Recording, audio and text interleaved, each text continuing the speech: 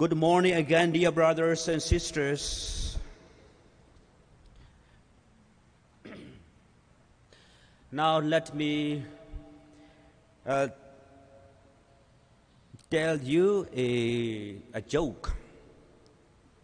Of course, I'm sure that you have heard that joke. On one Sunday,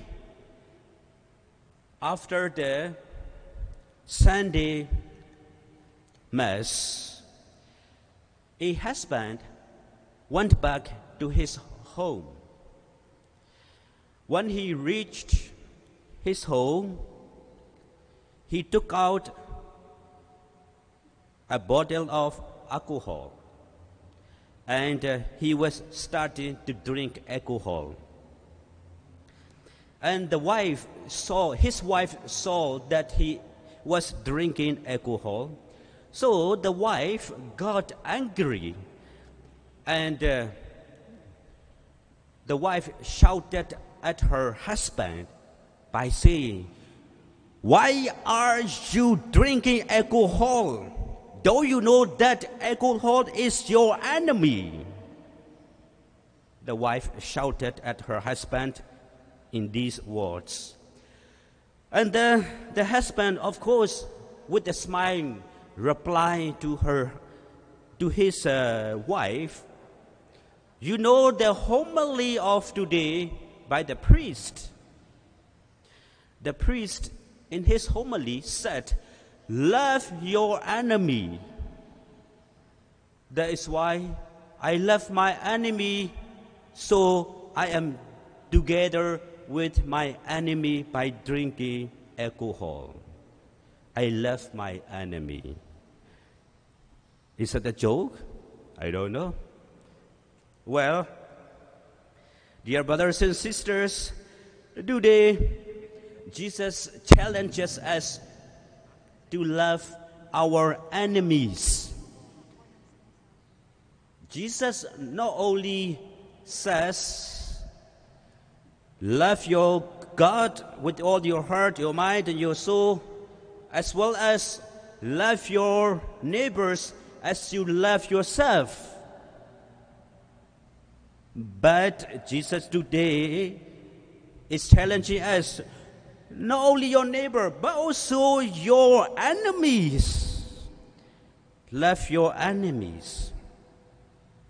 So my very short reflection for today is, love your enemy or enemies. I don't know how many number of enemies do you have. So dear brothers and sisters, do you have enemy? Brothers, sisters, do you have enemies?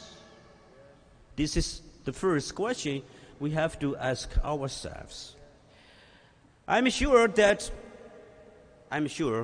all of us have enemies. What kind of enemies?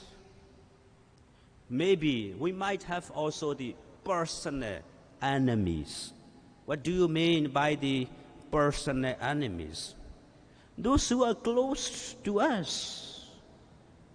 Those who are in our family, those who are in our community. Sometimes they are our enemies. They are our personal enemies. So, dear brothers and sisters, let us start loving our personal enemies or close enemies.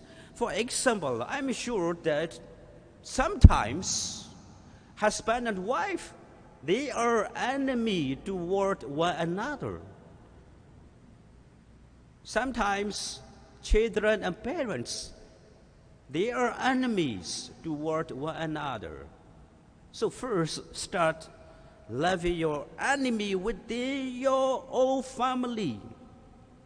Not only we can go out to love our enemies outside our family or community members.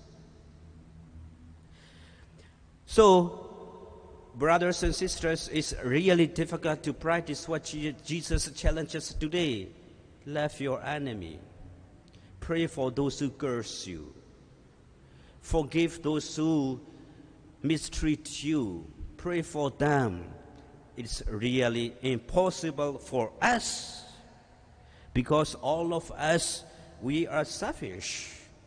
Because all of us, we are interested for our own goodness, for our own business.